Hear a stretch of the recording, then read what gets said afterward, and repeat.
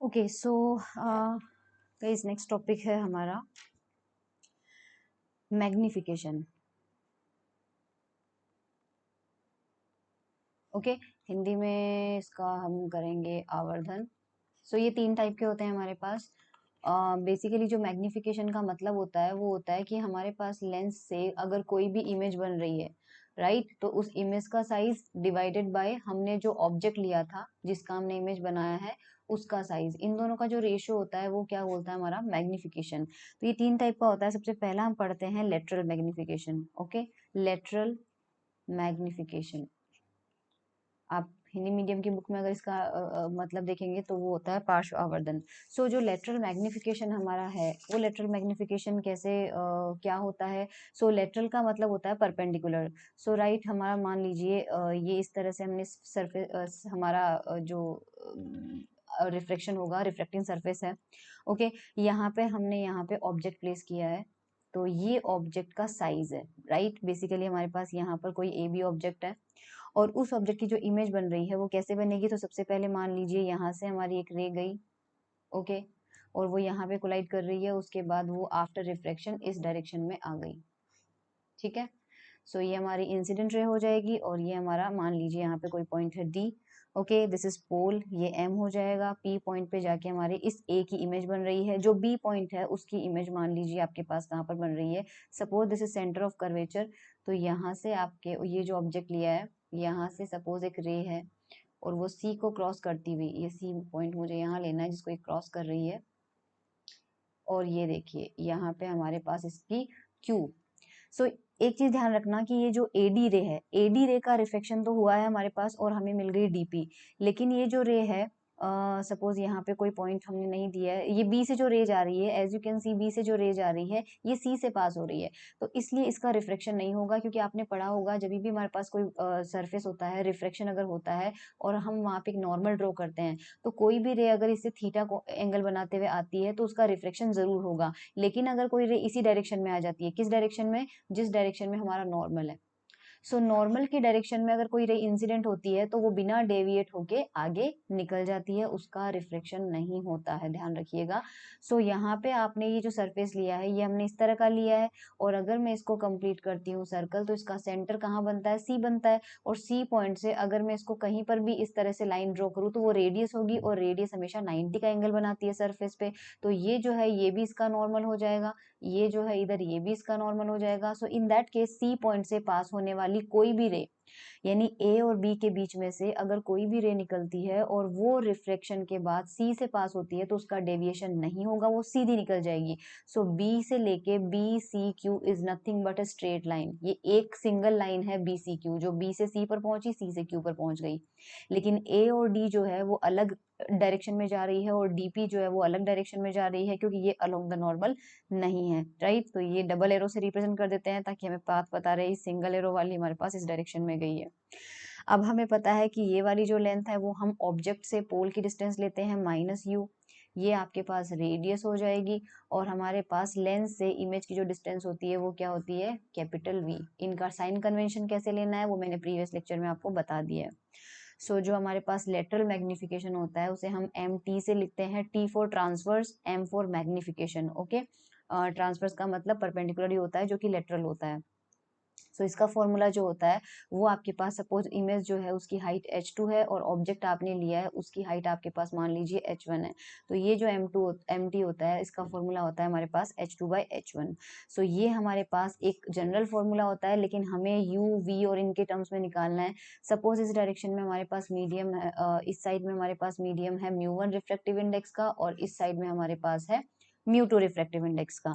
सो हम यहाँ पर इसका फॉर्मूला निकालते हैं एम टी का, किसके टर्म्स में, यू आर वी μ1 μ2 इनके टर्म्स में अगर निकालें।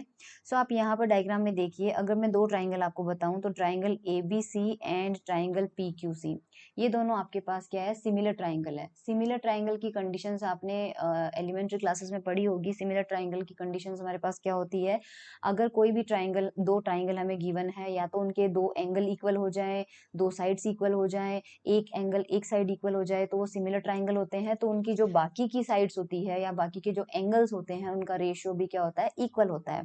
अब डायग्राम में आप एबीसी ट्राइंगल देखिए, ये ए पॉइंट आपका, यहाँ पे बी पॉइंट आपका, सी पॉइंट है और इधर आपका पी है, इधर क्यू है। तो मैं अगर ट्राइंगल डायग्राम से इस तरह से बनाऊं तो बेसिकली हमारे पास ये इस तरह से ट्राइंगल बन रहे हैं दो, ठीक है।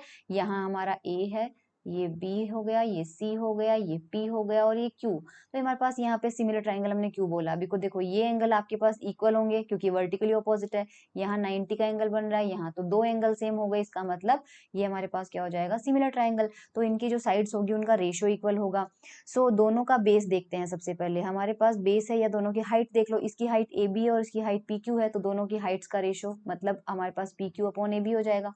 और दोनों के बेस, इसका बेस आपके पास क्या है, पीसी, और इसका बेस आपके पास क्या है, एसी हो जाएगा।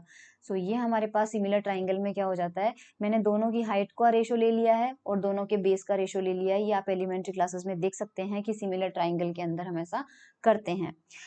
नाउ हमारे पास इस पीसी को देखो, हम क्या लिख सकते हैं, PC can be written as, अब यहाँ से पीसी डायग्राम से देखना है, ये देखो आपका एम यहाँ पे मैं हाईलाइट लेती हूँ सो दैट आपको समझ में आए थोड़ा सा।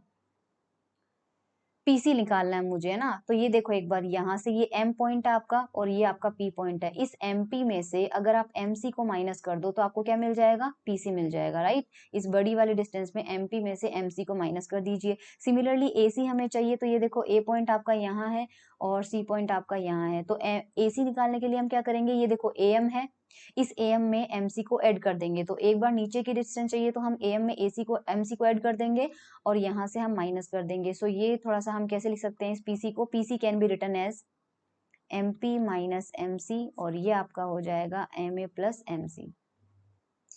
अब हम इनके साइन कन्वेंशन के साथ, तो देखो जिस तरह से आपने यू वी और आर का साइन कन्वेंशन लिया है प्रीवियस लेक्चर में देख लीजिएगा, मैंने बता रखा है माइनस प्लस कैसे लेते हैं। उसी तरह से अगर हमारे पास एक्सिस के नीचे कोई लेंथ जा रही है तो उसे हम नेगेटिव लेंगे। तो H2 हमारे पास ये ऑप्टिकल एक्सिस है, इसके नीचे की तरफ जाना पड़ रहा है तो ये हम नेगेटिव लेंगे, और ये एक्सिस के ऊपर जाना पड़ रहा है तो ये हम पॉजिटिव लेंगे। तो हमारे पास यहाँ पे पी क्यू वैल्यू कितनी है, H2 अपॉन H1। अभी ये MP वगैरह डिस्टेंसेज हमें गिवन है। MP हमारे पास कितना है, ये डायग्राम से देख लीजिएगा, M से लेके P तक की डिस्टेंस हमारे पास है V, ठीक है।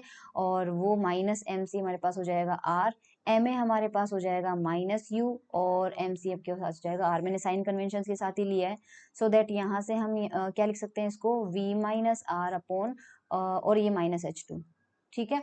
और यहाँ पे ऐसे अगर मैं माइनस कॉमन ले लूं तो U माइनस R हो जाएगा, इस माइनस से ये माइनस आपके पास कैंसिल आउट हो जाएगा और हमें मिल जाएगा H2 upon H1 is equals to V minus R upon U minus R। Okay, so ये हमारे पास एक फॉर्मूला, तो ध्यान रखना किसका होता है, MT का एक फॉर्मूला होता है। दूसरा, प्रीवियस लेक्चर में हमने देखा था ऑब्जेक्ट इमेज रिलेशन से हमारे पास क्या होता है, ये एक रिलेशन हमें मिलता है, mu two upon v minus mu one upon u is equals to mu two minus mu one upon R हो जाता है, राइट। हमारे पास ये वाला फॉर्मूला मिलता है। अब इसमें हमें क्या करना है, देखो राइट हैंड साइड को आप क्या लिख सकते हो, mu two by R minus mu one upon R, और लेफ्ट हैंड साइड में आपके पास है mu two by v minus mu one upon u. हम म्यू टू वालों को एक साइड कर लेते हैं, म्यू वन को एक साइड कर लेते हैं, राइट। सो अगर मैं इधर लेके आती हूँ म्यू टू को तो mu two by v minus mu two by R हो जाएगा, और इसको इधर लेके जाते हैं तो mu one by u minus mu one upon R हो जाएगा। म्यू टू यहाँ से हमारे पास, इसके बाद हमें देखो क्या करना है, म्यू टू आप कॉमन ले लीजिए और इसका यहाँ पे हमें क्या मिल जाएगा, ये मिल जाएगा हमें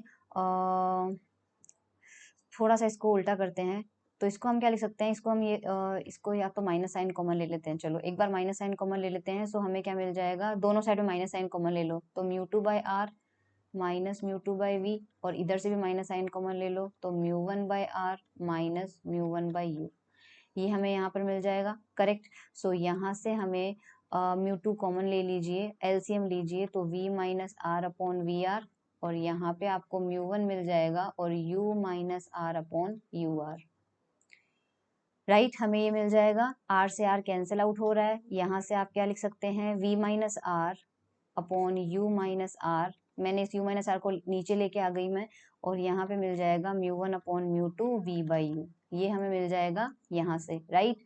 तो हमारे पास अभी अभी हमने देखो क्या फॉर्मूला डिराइव किया था, ये देखो v minus R upon u minus R को हम क्या लिख सकते हैं, H2 बाई H1, तो ये आपके पास हो जाएगा H2/H1 is equals to V minus R upon u minus R is equals to μ1V upon μ2U, और ये हमारे पास किसका था, एम्प्टी के। सो ये लेटरल मैग्निफिकेशन के सारे फॉर्मूले हैं, और लेटरल मैग्निफिकेशन होता है, इसका फॉर्मूला ध्यान रखना, height of image divided by height of object. So ये हमारे पास था लेटरल मैग्निफिकेशन। नेक्स्ट में चलते हैं, सेकेंड वाला हमारे पास, सेकेंड टाइप का हमारे पास होता है एक्सियल मैग्निफिकेशन, सॉरी एक्सियल या फिर इसको लॉन्गिट्यूडनल बोलते हैं। इसका दूसरा नाम ध्यान रखना ट्रांसवर्स मैग्निफिकेशन है, इसी वजह से इसके नीचे टी लगा हुआ है, ट्रांसवर्स या फिर लेटरल। ये हमारे पास एक्सियल या फिर लॉन्गिट्यूडनल मैग्निफिकेशन हो जाएगा। सो इसको हम हमारे पास यहाँ पे इसका फॉर्मूला क्या होता है, रिप्रेजेंट कैसे करते हैं, इसको लिखते हैं हम एम ए फॉर एक्सियल, और अगेन ये हमारे पास होता है लेंथ ऑफ इमेज, ओके, और ये हमारे पास होता है लेंथ ऑफ ऑब्जेक्ट। एक्चुअल में क्या होता है कि हमारे पास जो लेंस की, मतलब हमारे पास सपोज ये हमने सरफेस लिया है, राइट, तो इससे प्रीवियस केस में हमने ऑब्जेक्ट को ऐसे रखा था, इस बार हम क्या करेंगे, ऑब्जेक्ट को ऐसे रखेंगे, और सपोज उसकी इमेज भी आपके पास मान लीजिए किसी भी डायरेक्शन में बन रही है, लेकिन ये अलोंग द एक्सिस रखोगे ऑब्जेक्ट, तो इमेज भी क्या बनेगी, अलोंग द एक्सिस बनेगी। अब पोल से हमारे ऑब्जेक्ट की डिस्टेंस को हम क्या लेते हैं, यू से रिप्रेजेंट करते हैं, और ये डिस्टेंस हमारी क्या होती है, वी। तो ये जो u और v होते हैं, क्योंकि इन्हीं की डायरेक्शन में हमारी ऑब्जेक्ट भी रखा हुआ है और इमेज भी रखा हुआ है, लेकिन ये जो डिस्टेंसेस होती है, इन डिस्टेंसेस के कंपैरिजन में जो हमारी ये ऑब्जेक्ट और इमेज होती है, इनकी डिस्टेंसेस काफी छोटी होती है। इस वजह से u की डायरेक्शन में होने की वजह से इसकी लेंथ को हम किससे रिप्रेजेंट कर देते हैं, du से, और इसकी लेंथ को हम किससे रिप्रेजेंट कर देते हैं, dv से। आपने देखा होगा कई बार ये डिस्टेंस x होती है, हम आगे इसको थोड़ा सा बढ़ा देते हैं, तो उसको हम क्या लिख देते हैं, dx, तो ये x प्लस dx हो जाता है। बिल्कुल वैसे ही हमारे पास u के अलोंग होने की वजह से ऑब्जेक्ट की लेंथ को हम du से रिप्रेजेंट करते हैं, और इसको हम करते हैं dv से। तो ma का फॉर्मूला क्या होता है आपका, dv/du होता है। अब हमें इसकी वैल्यू निकालने के लिए कोई ज्योमेट्री नहीं चाहिए, सिंपली हमें एक रिलेशन लेना है, μ2/v minus μ1/u is equal to μ2 minus μ1 upon r, correct. और हमें क्या करना है, इसको डिफरेंशिएट करना है। सो आपको पता है कि अगर आपके पास जो ऑब्जेक्ट है उसका हर पॉइंट अलग अलग पॉइंट पे जाके फोकस होगा, तो ऑब्जेक्ट की डिस्टेंस बदलने से, यानी u में हम चेंज कर देंगे तो v बदल जाएगा। लेकिन अगर यहाँ पे सेंटर ऑफ कर्वेचर है, तो इसकी जो रेडियस होती है, ये रेडियस कभी भी चेंज नहीं होगी। आप ऑब्जेक्ट को कहीं पर भी रखो, इमेज कहीं पर भी बने, पर रेडियस कभी चेंज नहीं होती है। सो आपके पास जो राइट हैंड साइड है उसमें तीनों टर्म जो है वो सारे के सारे क्या है, कांस्टेंट। अब हमको क्या करना है, इसका डिफरेंशिएशन। तो हम सबसे पहले μ2 तो रिफ्लेक्टिव इंडेक्स है वो कांस्टेंट रहेगा, 1/v। देखो अगर मैं आपसे कहूं कि 1/x का डिफरेंशिएशन क्या होगा, तो आप नॉर्मली मुझे कहेंगे 1/x², लेकिन मैंने आपको ये तो नहीं बताया कि x के रेस्पेक्ट में करना है, तो इसलिए हमें जब भी नहीं बताया जाता है कि किसके रेस्पेक्ट में करना है, तो हम क्या लिखते हैं, -1/x² और साथ में dx लिख देते हैं। जो dx ये बताता है कि ये डिफरेंशिएशन किसके रेस्पेक्ट में किया गया है, x के रेस्पेक्ट में। सो यहाँ 1/v का कितना हो जाएगा, -1/v² dv, okay, minus μ1 1/u का हो जाएगा -1/u² du, और इसका डिफरेंशिएशन हमारे पास कितना हो जाएगा, 0 हो जाएगा, राइट। तो यहाँ से हमारे पास क्या मिलेगा हमें, ये माइनस माइनस प्लस हो जाएंगे, राइट हैंड साइड में भेजेंगे तो हमें मिल रहा है μ2 dv upon v² is equal to μ1 du upon u²। यहाँ से आपके पास dv/du की वैल्यू कितनी आ रही है, वो आ रही है μ1/μ2 v² अपॉन u²। सो ये हमारे पास एक्सियल मैग्निफिकेशन का एक तो फॉर्मूला हो जाता है। अब हम क्या करेंगे, हमने ma और mt पढ़ लिया, ma भी हमने देख लिया, mt भी हमने लिख लिया, इनमें आपस में एक रिलेशन निकाल देते हैं। तो हमें ma की वैल्यू ये मिली है, और mt हमारे पास, थोड़ा सा बैक जाके देखिएगा लेक्चर में, हमें मिला था μ1 अपॉन μ2 v/u, mt हमें v मिला। तो आपस में रिलेशन कैसे कर सकते हैं, अगर मान लीजिए आपके पास यहाँ पर ये v/u है, इसमें हम क्या करेंगे, v/u से मल्टीप्लाई और u/v से मल्टीप्लाई, सो दैट कोई फर्क नहीं पड़ेगा, u से u कैंसिल आउट हो जाएगा, v से v कैंसिल आउट हो जाएगा, वापस ही मिल जाएगा। इन दोनों को साथ में आप लिख लीजिए, इन दोनों को साथ में लिखने से हमें क्या मिलेगा, यहाँ पे μ1v² अपॉन μ2u², और साथ में आपके पास आ रहा है u/v, राइट। mt हमें क्या मिला था, mt हमारे पास तो था, सॉरी ये चीज हमें हाँ ये हमारे पास कितना था, MA का फॉर्मूला था I guess.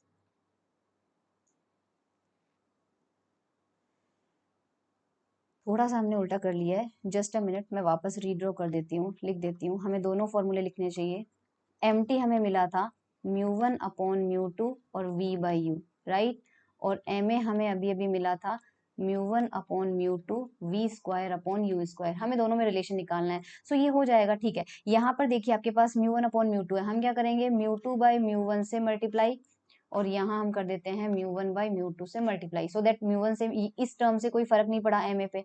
So MA is equals to, अब ये वाला जो μ1/μ2 है और ये वाला जो μ1/μ2 है, ये साथ में लिख लेते हैं। तो μ1/μ2 साथ में V/U है, और इसका पूरा स्क्वायर हो जाएगा, और हमारे पास यहाँ एक टर्म रिमेन रह गया विच इज μ2/μ1। ये देखिए यहाँ से आप MT लिख सकते हैं, तो ये MT का स्क्वायर है। So MA is equals to MT square μ2/μ1। तो ये ध्यान रखिएगा, आपके एग्जाम में पूछा जा सकता है relation between axial magnification and transfer magnification. Okay, so ये हमारे पास सेकंड टाइप का मैग्निफिकेशन था। थर्ड टाइप का मैग्निफिकेशन हमारे पास होता है angular magnification. Okay, angular magnification जिसको हिंदी में कहते हैं कोणीय, उसको मैं बताना भूल गई, इस एक्सियल को आपको बोलते हैं अक्षीय या फिर अनुदैर्ध्य, हिंदी में ध्यान रख लीजिएगा। एंगुलर मैग्निफिकेशन में हमारे पास कुछ ज्यादा डेरिवेशन फिलहाल है नहीं, बाद में करना पड़ेगा इसका जब हम कुछ कंडीशंस निकालेंगे। सो एंगुलर में आप ध्यान रखिएगा, सपोज आपके पास इस तरह से कोई सरफेस है, ओके, और मान लीजिए आपके पास कोई यहाँ से स्टार्ट होती है, ऑब्जेक्ट आपका यहाँ है, और ये एंगल बनता है आपके पास θ1, और इसी के करस्पॉन्डिंग जो रिफ्लेक्टेड रे होती है वो एंगल बनाती है मान लीजिए θ2। तो जो एंगुलर मैग्निफिकेशन होता है वो m θ से रिप्रेजेंट किया जाता है, और इसका फॉर्मूला हमारे पास होता है tan θ2 tan of θ1, जहां पर θ2 रिफ्लेक्टेड रे का ऑप्टिकल एक्सिस के साथ में एंगल है, और θ1 इंसिडेंट रे का ऑप्टिकल एक्सिस के साथ हमारे पास एंगल है। अगर मान लीजिए θ1 और θ2 जो है वो बहुत ही ज्यादा छोटे लिए जाते हैं, वेरी स्मॉल, तो इस कंडीशन में आप जानते हो कि tan θ हमारे पास होता है sin θ cos θ। अगर θ टेंस टू 0 है तो नॉर्मली हम cos 0 को क्या लिख देते हैं 1, तो tan और sin क्या हो जाते हैं इक्वल। तो यही फॉर्मूला कई बार sin θ2 sin θ1 से भी रिप्रेजेंट किया जाता है। तो ये हमारे पास थे 3 टाइप के मैग्निफिकेशन। नेक्स्ट लेक्चर में हम पढ़ेंगे Abbe's sine condition. Thank you so much everyone.